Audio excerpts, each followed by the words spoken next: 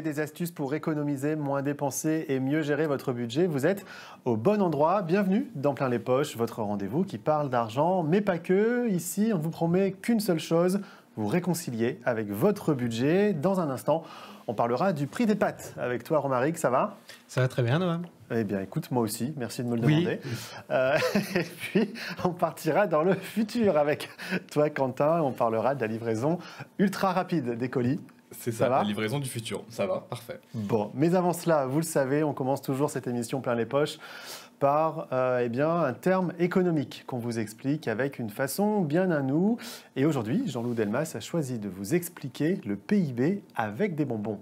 PIB, RNB, revenu par habitant, qu'est-ce.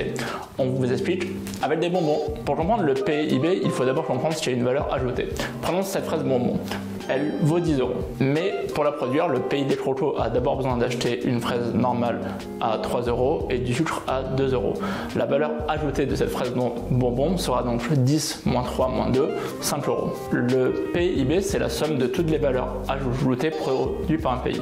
Ici, le pays des crocos a produit 10 fraises bonbons, donc a un PIB de 10 fois 5 €, 50 €. Le PIB, c'est la somme de toutes les valeurs ajoutées produites par un pays. Ici, le pays des crocos a produit 10 fraises bonbons, donc a un PIB de 10 fois 5 €, 50 €. À noter que le terme produit intérieur brut peut être un peu trompeur puisqu'il ne s'agit pas que de la production des biens mais aussi des services, à savoir les prestations immatérielles. Le PIB est la valeur de référence en économie mais souffre de quelques biais. Le plus évident, c'est la taille de la population. Par exemple, l'Inde a un PIB de 3500 milliards contre 3000 milliards pour la France, mais l'Inde a une population 20 fois plus importante. Pour contrer ce biais, on va alors parler de PIB par habitant. Voici deux pays avec un PIB de 50 €, mais le pays des crocos n'a que 5 habitants contre 25 habitants pour le pays des Schtroumpfs. Du coup, le PIB par habitant est de 50 divisé par 5, 10 € par habitant chez les crocos, contre 50 divisé par 25, 2 € chez les Schtroumpfs. Attention, car cette mesure non plus est loin d'être parfaite, elle prend par exemple très mal en compte les inégalités dans la population. Une autre mesure importante est le revenu national brut, ancien produit national brut. Cette fois-ci, on va se concentrer non pas sur la production à l'intérieur du pays, mais sur la production de la population du pays.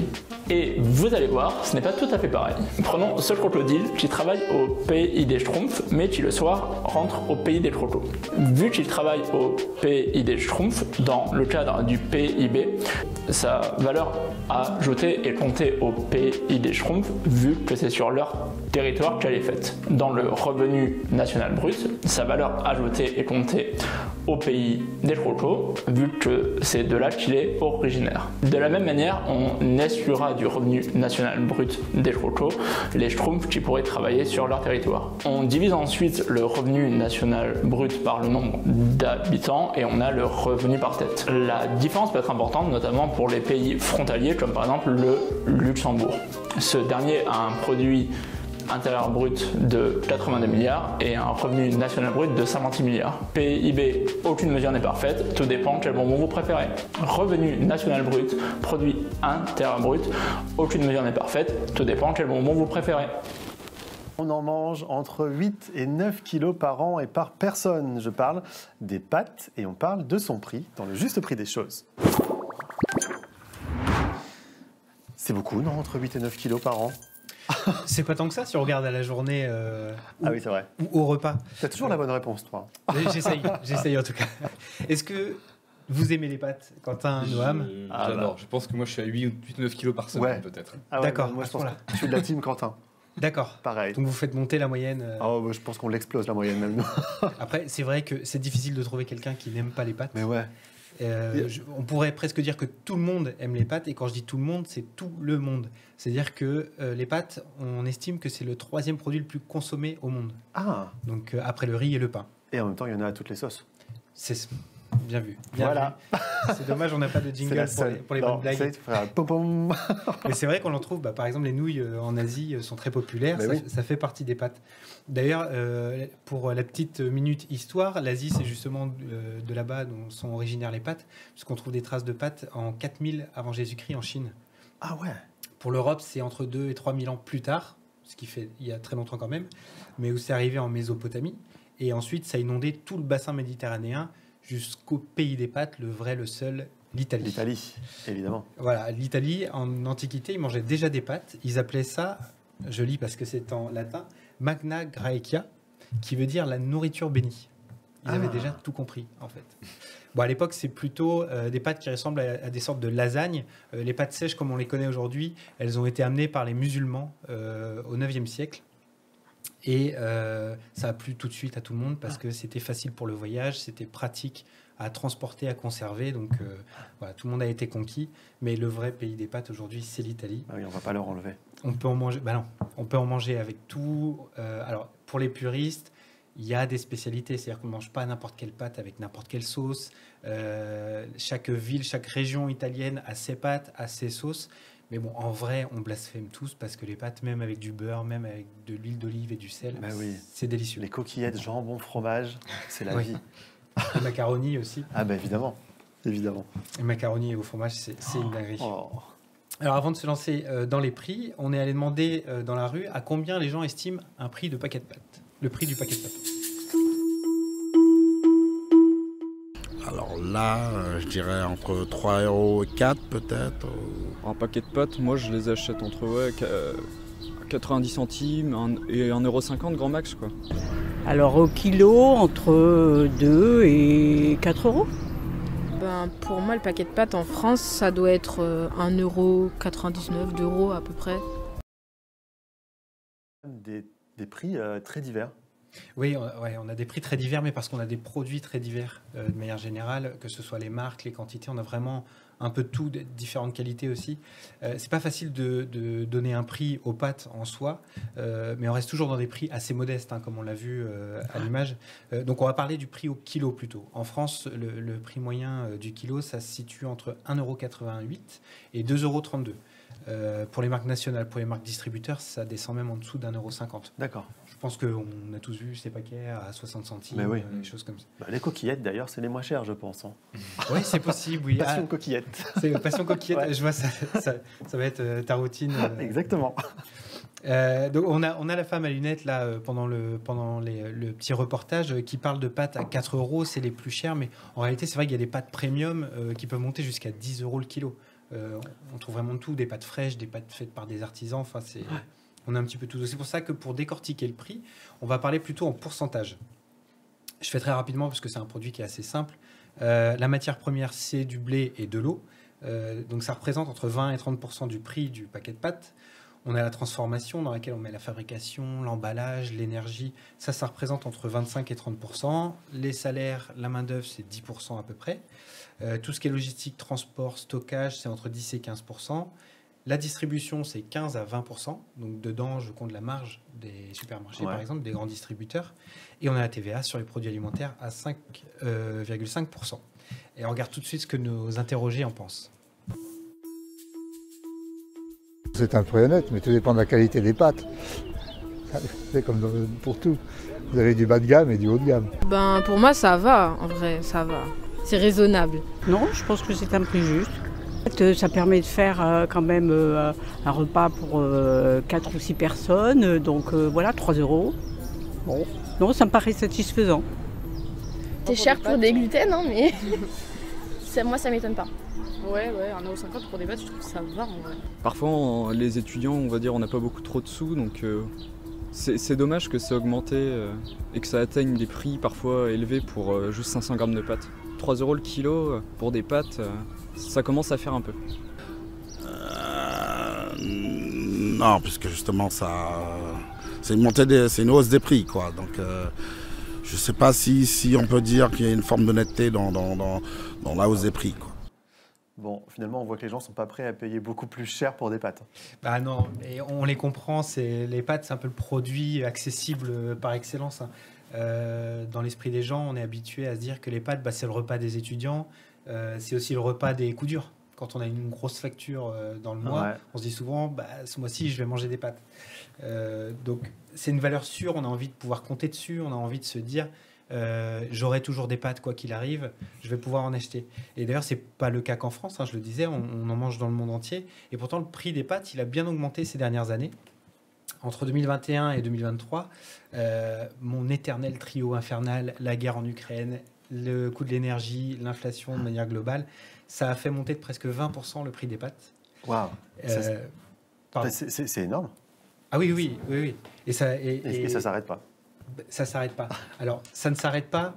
C'est la première fois, je ne sais pas si on a des cotillons, quelque chose comme ça, c'est la première fois on peut y penser que justement ça s'est arrêté. Et le prix des pâtes a même baissé ces dernières années. Ça, c'est une bonne nouvelle. Ça, c'est une bonne nouvelle. Ouais. J'ai envie de dire Alléluia, comme diraient les disciples de la pasta sacra. Enfin, s'il y avait des disciples. Oui, on ne sait pas, mais on va vérifier. Ouais, les prix des pâtes, il a baissé en fait depuis 2023 à des niveaux similaires à avant la guerre en Ukraine.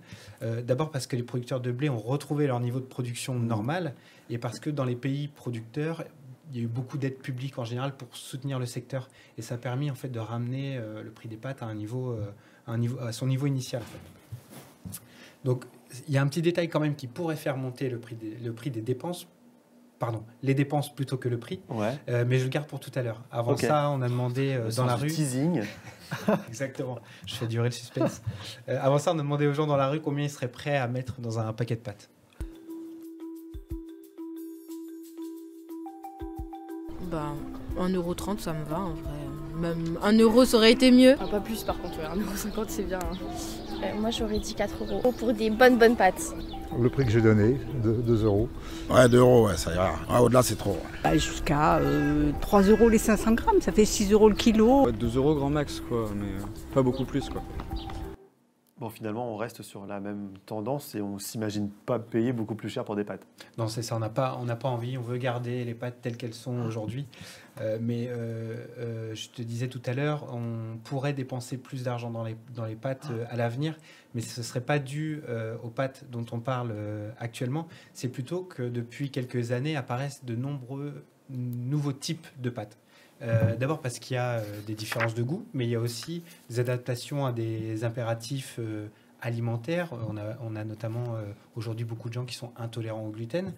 Et donc on a des pâtes, par exemple sans gluten, qui apparaissent beaucoup, des pâtes au sarrasin. On a des gens qui sont en recherche par exemple de plus de fibres et qui vont manger plutôt des pâtes complètes. Mais on a aussi beaucoup de pâtes qui sont fabriquées à base de farine de légumes maintenant. C'est assez simple en fait, on fait sécher des légumes. On finit par en faire de la farine et avec cette farine, on reprend le processus normal de fabrication des pâtes et ça permet souvent d'avoir des aliments moins lourds et puis d'avoir d'autres éléments nutritifs, quoi. Et aujourd'hui, toutes ces pâtes, elles coûtaient un peu plus cher, mais finalement, comme on en mange de plus en plus, en se démocratisant, leur prix aussi va finir par se démocratiser. Ok, merci beaucoup. Romaric, merci à toi de nous avoir expliqué tout ça. Je te propose une chose, un défi, si tu l'acceptes, c'est de nous quitter et d'aller nous préparer des coquillettes au jambon. Ça te va ? Écoute, je tente. Allez, c'est parti. Allez, challenge accepté. Merci Romaric. Bon alors, avec toi Quentin, on va parler aujourd'hui de la livraison ultra rapide d'Amazon qui commence à ressembler à un scénario de science-fiction. C'est l'article conso. Oui, c'est ça Noam. Imagine, tu commandes ton produit le matin et hop, avant même que tu aies le temps de te poser la question de quoi est-ce que tu allais être livré, il arrive chez toi. Tout ça, c'est bientôt possible grâce à une chaîne logistique assez futuriste et presque entièrement automatisée. On a été voir ça à 20 minutes à Dortmund, à une quinzaine de minutes du stade de foot du Borussia, pour les footeux qui nous regardent, où Amazon a dévoilé un concept qu'il appelle l'agence de livraison du futur. Et dedans, l'automatisation, c'est bien simple, elle est partout. D'accord. Mais donc, le parcours du colis du futur, finalement, il commence où ? Alors, déjà, donc, les fournisseurs envoient leurs produits à Amazon dans ce qui s'appelle les centres de tri, c'est la première étape. Dans ces centres-là, tu as des bras robotiques qui vont ranger les produits dans des étagères pour faciliter la tâche aux manutentionnaires. Il y a d'autres robots, des robots tortues qui ressemblent un peu aux aspirateurs connectés que tu peux avoir chez toi, qui peuvent soulever les étagères, hop, aller les ranger à différents endroits de l'entrepôt. Et ensuite, donc, Vos colis, ils sont préparés, ils partent vers l'agence de livraison, c'est l'étape d'après. Et là, dans celle du futur, justement, eh ben, on a plein de robots partout. On a un robot qui s'appelle Tipper, ça ressemble à un camion Ben qui va renverser les produits sur les tapis roulants. On a un système pour lire les codes barres, pour les répartir sur d'autres tapis roulants encore sans intervention humaine, et ainsi de suite jusqu'à la mise en sac. Ok, mais donc ça veut dire qu'il n'y a vraiment plus du tout d'humain ? Et alors, il y en a quand même un petit peu parce qu'il y a des tâches, il y a des tâches, on nous dit, qui ne pourront toujours être réalisées qu'avec des humains. Parce qu'il faut plus de dextérité, il faut un petit peu de jugeote quand même, et puis parce que toutes ces solutions-là aussi, elles coûtent de l'argent à déployer, même si elles ont vocation à apparaître dans tous les centres Amazon, c'est pas pour tout de suite. Oui, pour revenir aux humains, pour remplir les sacs de livraison, par exemple, c'est un employé qui, même s'il est aidé par la machine pour avoir le grand sac à côté de lui, qui va mettre les colis dedans et qui va devoir jouer au Tetris pour faire tout rentrer et maximiser l'espace. Ouais, j'imagine. Et une fois que tout ça a été trié, que tous les robots ont fini de trier, ils deviennent quoi tous ces paquets ? On passe à la livraison. On n'est pas encore sur des véhicules autonomes comme on parle des taxis automatiques, mais Amazon modernise aussi sa flotte avec quelques véhicules électriques pour certaines routes. Et puis dans des villes comme Paris, Londres ou Milan, Amazon teste des solutions de micromobilité, ils appellent ça, avec des vélos cargo ou des vélos électriques pour livrer dans les rues étroites et les zones piétonnes. Ça fait un peu moins de pollution et surtout, encore une fois, toujours plus d'efficacité pour ces zones-là. Et du coup, c'est grâce à ça qu'on peut être livré le jour même ? C'est ça. L'entreprise de e-commerce, elle continue à étendre son système de livraison le jour même. À certains endroits, on peut même se faire livrer une commande passée jusqu'à 18h le soir même, à Madrid par exemple. Il y a déjà 130 villes qui bénéficient de ce dispositif-là. Et en France, Amazon va ajouter Metz à sa liste. Aujourd'hui, elle utilise même l'intelligence artificielle pour prévoir ce que vous allez commander. Tiens-toi bien. C'est-à-dire qu'on va savoir dans quelle ville ou quelle région les gens commandent plus de pâtes, par exemple. Ouais. On va faire plus de stock à cet endroit-là pour être sûr de pouvoir livrer tout le monde le plus rapidement possible. Oh wow, c'est dingue. La prochaine étape de science-fiction et de la livraison sans humain, on n'y est pas encore, mais aux États-Unis, Amazon a repris ses tests pour la livraison par drone. Ça, c'est l'étape d'après, et on a hâte de voir ça atterrir en France. Eh ben oui, et tu viendras nous en parler. Sûrement, si je suis invité. Évidemment, merci. Quentin, vous cherchez à vous faire un petit peu d'argent pour arrondir vos fins de mois. Et si se lancer dans la vente de vêtements était un bon plan, alors investir dans Vinted, investissement chelou ou pas, c'est maintenant. Question pour Antoine qui nous a rejoint. Salut. Investissement chelou, pas si chelou, puisque finalement il y a pas mal de monde qui s'y est mis. Alors donc aujourd'hui Noam, je te parle du passe-temps préféré des gens organisés, Vinted. Voilà. Pour moi qui suis cliniquement malade, puisque je pleure quand je jette une chaussette trouée qui date de 2004, autant te dire que Vinted, c'est plus ou moins Babylone. C'est-à-dire que jamais, au grand jamais, tu ne me verras revendre mes fringues sur la plateforme, puisque je les use jusqu'à la corde, et même un petit peu plus parfois, aux grandes dames de ma femme. Mais je connais des fans de Vinted, et ils m'ont livré tous leurs petits conseils pour bien réussir sur la plateforme. Je te les livre, je te livre tout le bon jus de leur savoir, mais es-tu prêt à le recevoir ? Mais évidemment, allez, on y va. Alors, déjà, évidemment, niveau facile. Il faut bien décrire ton objet ou ton vêtement et lui mettre une belle photo de présentation en gardant en tête qu'il faut soigner surtout celle qui apparaîtra en premier. Quand je dis qu'il faut bien décrire, tu auras compris qu'il faut placer des petits détails qui vont faire tilt dans l'annonce, comme par exemple les boutons stylés, la doublure en soie, une coupe droite si c'est à la mode à ce moment-là, ainsi que l'état, bien sûr, de la fringue, mais tout ça, c'est dans les critères de base. N'hésite pas aussi à porter le vêtement pour le mettre à son avantage. Hein, comme toi, tu as la taille mannequin, ça tombe bien. Il fait 1m50. Attention, sur Vinted, les ventes se font souvent sur des prix assez bas, le plus de ventes. Donc il vaut mieux finalement privilégier les marques d'entrée de gamme, on n'y pense pas forcément, ou des marques qui sont extrêmement recherchées. Je cite une marque que toutes les nanas adorent depuis plusieurs années, c'est Cézanne. Ouais. Ça, c'est un top vente directos. Voilà. Et les hashtags, ça marche aussi sur Vinted ? Alors, exactement, je vois que tu es familier de la plateforme, je n'en doutais pas une seconde, merci de le rappeler. Super Jean. Exactement, les mots dièses, Super Jean de Noam, je crois que tu peux ajouter, comme tu es une célébrité vedette célèbre maintenant. Les mots dièses vont faire remonter les recherches pertinentes à vitesse grand V pour vendre plus efficacement. Donc une fois que la vente est obtenue, il va aussi falloir faire attention à livrer rapidos et dans un bon emballageos, ça marche pas, pour obtenir de bonnes notations. et ainsi continuer à être efficace. Au pire, si tu es un petit peu en retard dans ta livraison, j'ai repéré l'astuce d'une Vinti, c'est comme ça qu'on dit, qui conseillait d'ajouter petit cadeau avec ta livraison parce que tu es à la bourse, c'est le petit goodie qui fait plaisir. Qui fait plaisir, là oui. Et alors, question qui fâche, qui fait un peu moins plaisir, puisqu'on est en pleine période de déclaration des impôts. Tu nous disais l'autre jour, dans une chronique précédente, que les rémunérations sur TikTok pouvaient être imposées. C'est pareil sur Vinted ? Alors tout d'abord, je vois que tu as atteint le niveau expert et merci d'avoir écouté ma chronique en plateau, Noam, puisque tu es un public captif, tu n'as pas le choix. Voilà. Effectivement, les ventes sur Vinted peuvent être soumises à l'imposition, mais seulement dans des conditions qu'on va décrire comme exceptionnelles, parce que normalement, la revente d'objets personnels en France n'est pas soumise à l'impôt sur le revenu si le montant, si et seulement si, est inférieur à 5 000 €. Alors sache, pour ta gouverne, qu'il y a une page spécialement dédiée à cela sur Vinted.fr. On y apprend que la directive DAC7 impose aux plateformes telles que Vinted de fournir aux autorités fiscales des informations sur les vendeurs.